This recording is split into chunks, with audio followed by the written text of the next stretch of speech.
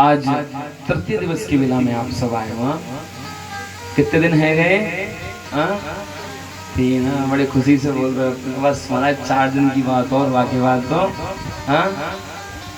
प्रेम से कहिए ना जी। क्या बोलेंगे? राम राम करके दिन निकल रहे होंगे। तो इस परम पावन पितृपक्ष में आयोजित पूज्य बाबूजी की पुण्य पावन स्मृति में आयोजित श्रीमद् भागवत सप्ताह का हम सब विधिवत विगत 2 दिन से और आज तीसरे दिन से हम सब श्रवण कर रहे हैं। देखिए बंधुओं, यहाँ पर फॉर्मेलिटी वाली कोई बात नहीं है ना। यहाँ पे आप हमारे घर के और हम आपके घर के हैं। तो यहाँ पर तो सीधी कथा कहने में हमें आनंद आ रहा है। अब हमें किसी को लुभाना तो है नहीं। यहाँ पर देखो, और असली आनंद वास्तव में घर में ही बैठकर आता है। हजारों में भी कथा कर चुके हैं, लेकिन वो आनंद जो हजारों में नहीं आता, वो आनंद केवल 5 लोगों में आता है, घर के लोगों में आता है। इसलिए आप प्रेम पूर्वक सुने और हम प्रेम पूर्वक कहेंगे। और हम कब प्रेम पूर्वक कह पाएंगे? बोले जब आप शांति से मौन धारण करके आप बैठोगे तो। और यदि आप आवाज करोगे तो आपकी आवाज से हमें बड़ा विक्षेप होगा। इसलिए जैसे आप घर में बैठे हो वैसे बैठना, और बिल्कुल शांत भाव से। अगर पड़ोसी से बात भी करनी है तो फिर नीचे कमरा है, एक है खाली है, और प्रेम से वहां जाकर बात कर लेना। और जितनी बात है उतनी वैसे बात तो आपकी खत्म होंगी नहीं। अब एक क्या हुआ कि एक कोई मैया घर से किसी विशेष काम के लिए निकली, और वो काम बड़ा आवश्यक था। और रास्ते में चलते चलते उसकी एक सहेली मिल गई उसके द्वार पर। अब वो सहेली के द्वार पर जब वो महिला पहुंची और सहेली ने देखा कि अरे बहन, कहाँ से आ रही हो, कहाँ कितकू जा रही हो? तो जो घर से निकली थी ना अर्जेंट काम का बोल के महिला माता जी, तो अपनी सहेली को देख के 2 मिनट खड़ी हो गई और कहने लगी, अरे बहन, समय तो बिल्कुल नहीं है, लेकिन अब तूने रोका है तो 2 मिनट खड़ी हो जाऊं।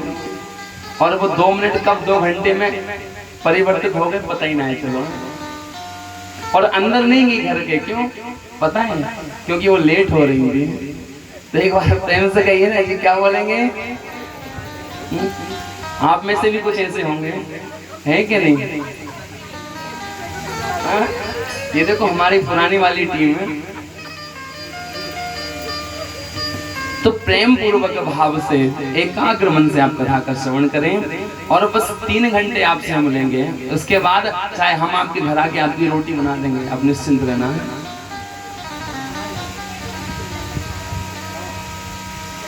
जो आनंद घर में आता है वो आनंद बाहर नहीं आ सकता। कहने का भाव इतना है कि कथा चाहते तो हम विनोद भैया को जबरदस्ती करा लेते चाहे, लेकिन ग्राउंड में भी करवा सकते थे। लेकिन इस कथा को घर में कराने का अभिप्राय क्या था? सिर्फ इतना अभिप्राय था कि ये कथा केवल कथा हो। इस कथा में कोई बाहरी व्यथा नहीं चाहिए थी। बाहरी व्यथा का मतलब समझते हो ना? कोई यहाँ से, कोई वहां से खींच रहा है, कोई यहाँ से डिस्टर्ब कर रहा है, कोई वहां से। लेकिन आप अपने अंतःकरण को यदि शुद्ध करना चाहते हैं तो आपको विशुद्ध भगवान की कथा सुननी पड़ेगी। क्योंकि भगवान की कथा और इंसान की व्यथा, इसका पार आज तक कोई पा ही नहीं पाया। एक तो भगवान की कथा और दूसरी मनुष्य की व्यथा। लेकिन हमें भगवान की कथा को, व्यथा को त्याग कर सुनना है। क्योंकि जब हम, अब देखो, हम सब कोई पात्र भरने के लिए यदि मान लो कि कुएं पे गए, अब कुएं पे यदि हम खाली पात्र लेकर के जाएंगे तो ही तो वहां से भर के लेके आएंगे। और आप घर से ही मटके को भर के ले जा रहे हो तो वहां से क्या भर के लेके आओगे? तो आप अपने घर से अपने मन को खाली करके आओ। खाली करने का मतलब कि आप घर की चिंता को घर के द्वार पर ही लटकाया है। 3 घंटे बेटी क्या कर रही है छोड़ दो, बेटा क्या कर रहा है छोड़ दो, स्वामी जी क्या कर रहे हैं छोड़ दो। यदि आपको कथा से कुछ लेकर के जाना है तो आपको अपने मन को खाली करके ही आना पड़ेगा। और वैसे भी कथा को तो दर्पण की संज्ञा दी है। ये कथा मुझे बड़ी पसंद आती है और बड़ी प्रसिद्ध भी है। इस कथा को दर्पण की संज्ञा क्यों दी गई है? क्योंकि दर्पण कभी झूठ बोलता है क्या? एक अम्मा, एक दृष्टांत है, बड़ा प्रसिद्ध दृष्टांत और बड़ा पसंदीदा है। और पिछली कथा में भी सुनाया था, आपको शायद याद हो, है याद ना? तो एक अम्मा बाजार गई और बाजार जाए करके एक दर्पण की दुकान पे पहुंची और दुकान पे पहुंच करके बोली कि लाला मुझको एक सुंदर सा दर्पण दे दे। तो दुकान वाले ने कहा कि भैया कौन सो चाहिए, छोटो चाहिए, बड़ो चाहिए, मंजलो चाहिए, संजलो चाहिए, कौन सो चाहिए? बोले तो कुछ जो अच्छो लगे सो दे। तब उस दुकानदार ने एक सुंदर सा दर्पण उस मैया को दिखाया और उस मैया ने जब उस दर्पण में अपने आप को देखा तो पता है उस दुकानदार से क्या बोली? बोले देख भैया तेरा दर्पण तो तुम झूठ बोले हैं। अरे इस दर्पण में तो मैं तो मेरे बाल सफेद दिखाई देने लगे, मेरी आंखों के नीचे काले निशान दिखाई देने लगे, झुर्रियां दिखाई दे रही हैं। और एक दर्पण मैंने शादी से पहले खरीदा था, उसमें मैं कितनी सुंदर दिखती थी। तो उस दुकानदार ने कहा कि भैया उस समय तुम्हारी उम्र, बोले यही 15, 16, 17 साल की होगी। तो उस दुकानदार ने कहा कि भैया अब मैं तुमको ऐसो दर्पण कहाँ से ला के दूं जहाँ में तू 17 साल की दिखे? क्योंकि दर्पण तो जो है सो है, दर्पण कभी झूठ बोलता है क्या? तो इस भागवत को दर्पण की संज्ञा क्यों दी है?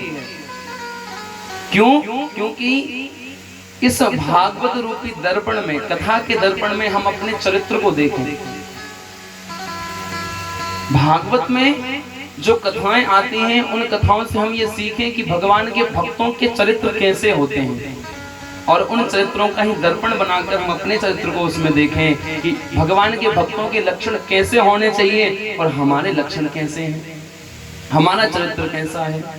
जब इस भगवान की कथा के दर्पण रूपी प्रतिबिंब में अपना आप रूप देखोगे और उस जैसे कि हम घर में नहीं कहीं शादी में जाना हो और शादी में जाने के लिए बड़ा सुंदर तैयार हो गए विनोद भैया।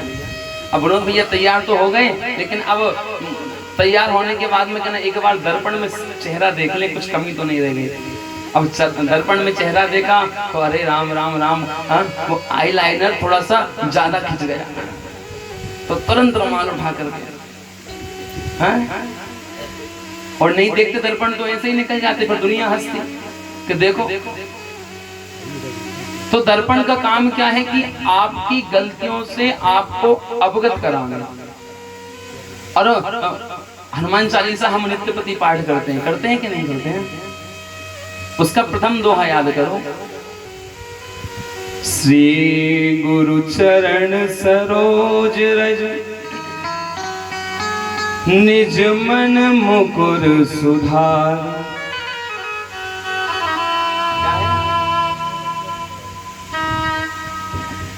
वरनहु रघुवर बिमल जस।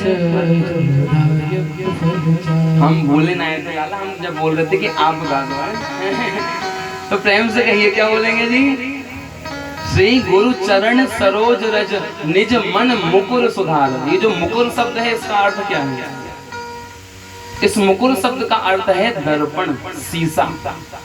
शीशे को संस्कृत में मुकुर भी कहते हैं। तो श्री गुरु चरण सरोज रज निज मन मुकुर सुधार। अपने निज मन को मुकुर यानी कि दर्पण में देख करके सुधारो। और किसकी कृपा से आपका मुख दर्पण में देख करके ठीक होगा? बोले आप जब श्री गुरु चरण सरोज रज, जब आप अपने गुरुदेव के चरणों में बैठेंगे और गुरुदेव से भगवान के भक्तों की चरित्रों का व्याख्यान सुनेंगे, तो उस माध्यम से आप अपने मन को शीशे में देख करके संवार सकते हैं। तो ये कथा दर्पण है और इस दर्पण में 7 दिन तक हम अपने आप को देखेंगे कि भैया भगवान के सुंदर सुंदर भक्त हुए, प्रहलाद हुए, ध्रुव हुए, कुंभन दास जी हुई, मीराबाई हुई, रैदास हुए, रसखान हुए। तो ये भगवान के बड़े दिव्य भक्त हुए हैं। और मीराबाई तो ऐसी भक्त हुई है साहब की मीराबाई के नाम पर बड़े बड़े कॉलेजों में डिग्रियां होती हैं। मीराबाई जैसी भक्ति शायद दूसरा कोई उसके जैसा प्रकट हुआ हो। तो मीरा ने क्या किया था? मीरा ने सिर्फ इतना किया था कि अपने गिरधर लाल को ही दर्पण बना लिया और गिरधर लाल में ही नित्य अपने को देखती और स्वयं में गिरधर लाल को देखती। मेरे तो गिरधर गोपाल दूसरो ना कोई, और जाके सिर मोर मुकुट मेरो पति। ये मीराबाई भी भगवान की बड़ी भक्त तो थी ही, साथ में ये श्रापित थी, इसको श्राप लगा था। ये मीरा कौन थी पहले जन्म में? तो कहते हैं ये मीराबाई एक मालती नाम की सखी थी, और इस मालती नाम की सखी का विवाह कन्हैया के एक मित्र से हुआ। जब इस मालती नाम की सखी का विवाह कन्हैया के मित्र के साथ में हुआ, तो ये जो मालती है ना, इसकी मैया ने कहा कि देख, यदि तोको अपनी गृहस्थी ठीक रखनी हो ना, क्योंकि तेरो ब्याह ब्रज में है रहो है, और ब्रज में एक बड़ो नटखट सो लाला है, जाको नाम है कन्हैया। अब नई नवेली बहू, अब माँ कुछ तो सिखा के भेजेगी। तो माँ ने कहा कि बेटी, यदि तू अपने जीवन को ठीक ठाक रखना चाहती है तो वह कन्हैया को कभी अपनो मोड़ो ना दिखाइयो, अपनो चेहरा तो कभी दिखाइयो ही ना है। मालती ने कहा क्यों मैया, आप ऐसा क्यों कहती हो? बोले तो को ना है पतो बेटी, पर कन्हैया की आंखों में ऐसो न जाने कौन सा जादू है कि जिसको वो एक बार नजर भर के देख ले, फिर उस व्यक्ति का दुनिया से कोई संबंध रहता ही नहीं। फिर वो कन्हैया के चरणों में ऐसा चिपक जाता है उस कृष्ण के कि फिर वो भैया न घर के काम का रहता, न गृहस्थी के काम का नहीं रहता, न काम कुछ काम का नहीं, बिना काम का हो जाता है। इसलिए बेटी तो उसको अपना चेहरा कभी दिखाना ही मत, उससे नजर कभी मिलाना ही नहीं। अब मैया की बात सुनकर के मालती आ तो गई ब्रज में। अब कन्हैया ने देखा कि अरे ये नई नवेली भाभी है और ये मोहड़ो नए दिखाई रही। अपने सखा से कहा कि लाला तू ब्याह करके आ गए हो, लेकिन अभी 5-7 महीने है गए, हमने तो भाभी को देखो ही ना है। सखा ने कहा कि देख भैया, तेरी भाभी और तू आपको देवर, अब ये तेरी आपसी की बात है, आप देख ले। भगवान ने बड़ा प्रयत्न किया, लेकिन उस मालती ने अपना मुंह नहीं दिखाया कन्हैया को। और तो और जब भगवान ने गिरिराज पर्वत को अपनी इक्कनी उंगली पे धारण किया था, उस गिरिराज के नीचे संपूर्ण ब्रजमंडल के लोग आए थे, उसमें वो मालती भी थी। लेकिन उस मालती ने तब भी भगवान के सामने खड़ी होकर के पर्दा किया। तो भगवान ने खड़े खड़े उससे कहा कि तू मुझे यदि अपना चेहरा नहीं दिखा रही है इसमें कोई बात नहीं, लेकिन मैं तुझे अब ये वरदान कह ले चाहे श्राप कह ले कि तू मेरा चेहरा देखने के लिए तरस जाएगी। और वही मालती जब अगले जन्म में मीराबाई बनी तो गिरधर गोपाल को देखने के लिए तरस गई, कृष्ण का दर्शन करने के लिए तरस गई। दर्शन उसको कब हुआ? जब उस मालती ने देखा कि कन्हैया ने ऐसा श्राप दे दिया, तो पूछा अरे कन्हैया, मैं तो मेरी मम्मी किसी की सिखाई हूँ, और गलती यही होती है कि मायके से मम्मी सिखा के भेजती हूँ, ससुराल में वही अप्लाई हो जाए तो फिर तो अपनी बुद्धि का भी तो उपयोग करना चाहिए ना। क्योंकि भगवान से कौन बच सकता है? तुम 1000 पर्दे कर लो, लेकिन कन्हैया के सामने आप 1000 पर्दे करने के बाद भी बेपर्दे हो। आगे कथा आएगी चीरहरण की। तो चीरहरण के प्रसंग में एक बात आती है कि गोपियां निर्वस्त्र स्नान कर रही थी जलाशय में। भगवान ने उनके वस्त्रों को छुपा दिया था, और जब भगवान ने उनके वस्त्रों को छुपाया और भगवान ने उन गोपियों को डांटा, तो भगवान से उन गोपियों ने बड़ी सुंदर बात कही थी। उन गोपियों ने कहा था कि कन्हैया, ये संसार के वस्त्रों की चिंता हम करती हैं, सारा संसार करता है, लेकिन वो ये भूल जाता है कि उस परम पिता परमात्मा के आगे तुम लाख करोड़ कपड़े भी अपने तन पर ढांक लोगे तब भी गोपाल आपको, क्योंकि गोविंद, अब देखो कपड़े ही तो, पर्दे ही तो है जो हमें और गोविंद को दूर रखता है। तो तो उन गोपियों ने यही कहा था कि गोविंद आपने डांट दिया, हमने सुन लिया, और आपने हमें सलाह दी, हमने मान भी लिया, लेकिन 1000 वस्त्र पहनने के बाद भी गोविंद आपकी नजरों में सब जीव जंतु, सब प्राणी एक समभाव से निर्मित रहते हैं, क्योंकि आप तो त्रिकालदर्शी हो।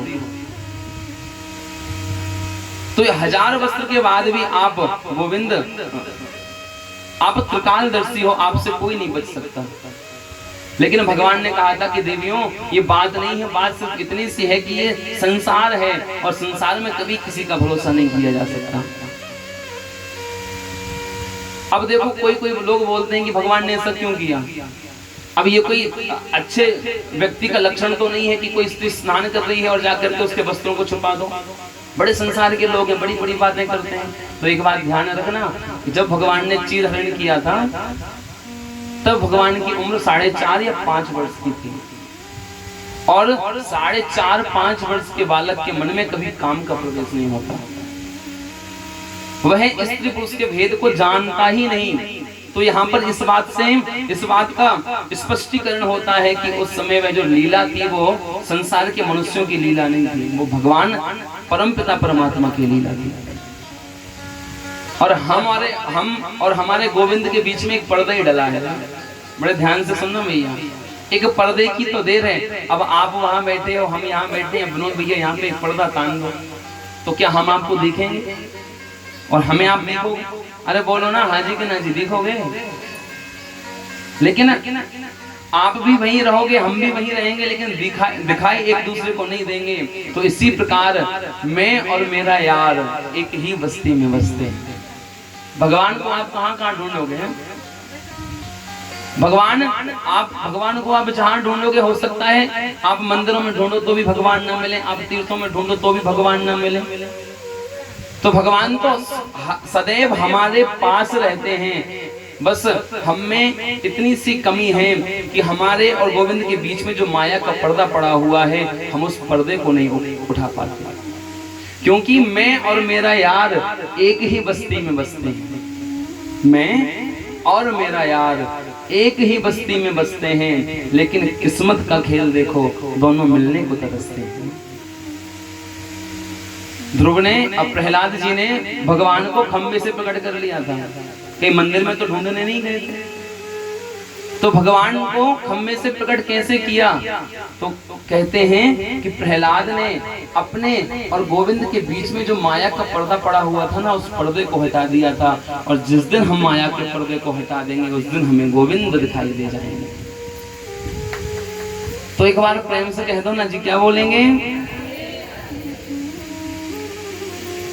इसलिए बंधुओं, भगवान की कथा में हमेशा एकाग्र मन से ही बैठना है और इस कथा रूपी दर्पण में अपने आप को देखना और अपने जीवन को धन्य बनाना।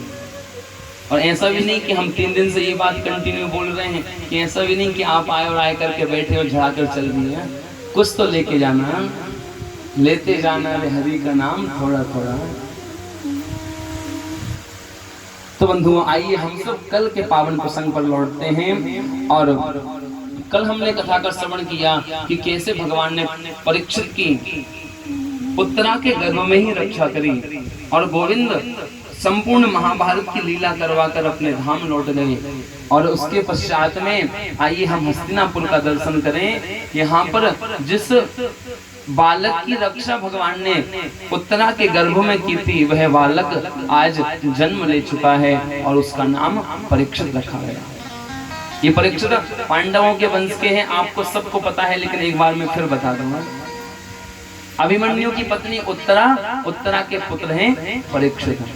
अब सूत जी और सौनकादि ऋषि कथा कह रहे हैं और सुन रहे हैं, कहां पर? नैमिषारण्य क्षेत्र में। तो यहाँ पर सौनकादि ऋषियों ने सूत जी से पूछा कि महाराज, एक प्रश्न हमारे मन में उठ रहा है। तो सूत जी ने तुरंत कहा कि हाँ कहिए, क्या शंका है? क्योंकि वक्ता वो श्रेष्ठ नहीं जो आपकी शंका को सुन तो ले लेकिन उसका समाधान ना करे। वक्ता वो श्रेष्ठ है जो आपकी शंकाओं का निवारण तुरंत कर दे। तो सूत जी वक्ता के रूप में विराजमान है और शौनकादि श्रोता के रूप में। तो श्रोताओं में से, शौनकादि ऋषियों में से एक संत उठे और उन्होंने हाथ जोड़कर कहा कि सूत जी, एक बात हमें आप बताइए कि ये परीक्षित को 7 दिन में मरने का श्राप क्यों मिला?